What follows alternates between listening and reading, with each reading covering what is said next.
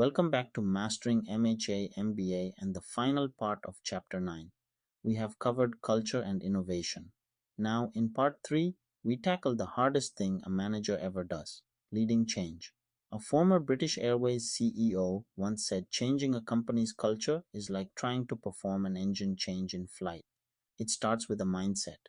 Organizations are full of status quo managers who accept things as they are and drift back to old habits after every shock.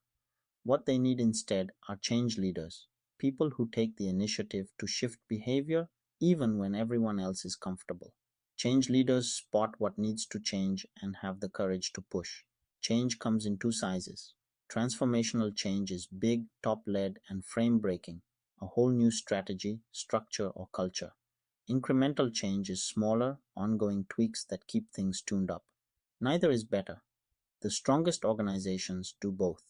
Incremental changes keep the engine running smoothly between the occasional big transformation. The classic model for planned change comes from psychologist Kurt Lewin, and it has three phases: unfreezing, changing, and refreezing. Think of it like reshaping a block of ice. You cannot just carve it, you have to melt it, reshape it, and freeze it again. Phase 1: unfreezing prepares people to let go of the old way. This is where you build a real felt need for change, with facts, pressures, and evidence. Some call it the burning bridge phase. Sometimes, to get people to leave the old ground, you have to make staying feel impossible. Lewin warned that leaders rush this step, and that is why so much change fails. Phase 2, changing, is where the actual change happens: new systems, new behaviors, new ways of working. The key is that it should come after unfreezing, not before. Change a system before people are ready, and you get resistance and failure. Lewin compared it to building a house. You lay the foundation before you frame the walls. Phase 3, refreezing, locks the change in so it lasts, through rewards, reinforcement, and support. But in today's fast world, there is rarely time to fully refreeze before the next change arrives. So refreezing often gives way to constant reassessment. In fact, change is now so continuous that leaders must improvise, adjusting on the fly as they go. So, how do you actually move people? There are three change strategies. The first is force coercion, using authority, rewards, and punishments to command change. It is fast, but it only buys temporary compliance. People change while the boss is watching and revert the moment the pressure is off.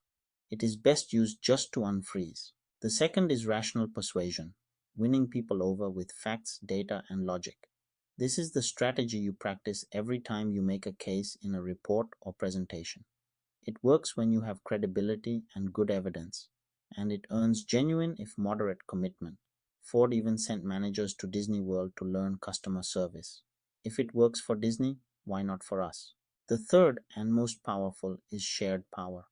Here you involve people in planning the change itself. It is slow, but it produces the deepest, most lasting commitment because people support what they helped create. As one Harvard scholar put it, you can let people choose how to climb the mountain, even if you choose which mountain. Which brings us to resistance, the thing every change leader dreads. But here is a mindset shift.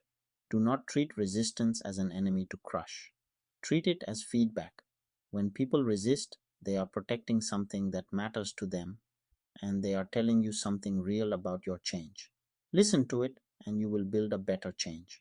Here is where this gets very current, and it is sobering. We are in an age of change fatigue.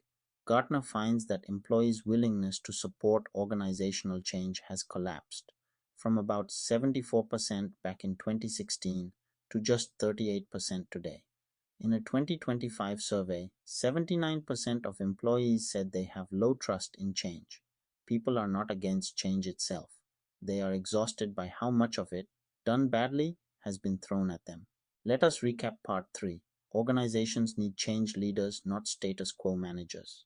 Change can be transformational or incremental, and it moves through Lewin's phases of unfreezing, changing, and refreezing. Leaders choose among force coercion, rational persuasion, and shared power.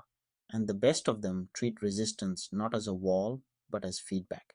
This builds on our chapter notes from Schermerhorn and Bachrach's Exploring Management, 7th edition, on leading organizational change, updated with 2025 Gartner research on change fatigue.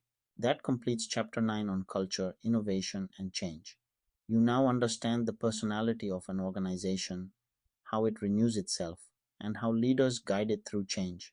If this helped you, subscribe so you do not miss the next chapter, and we will see you there.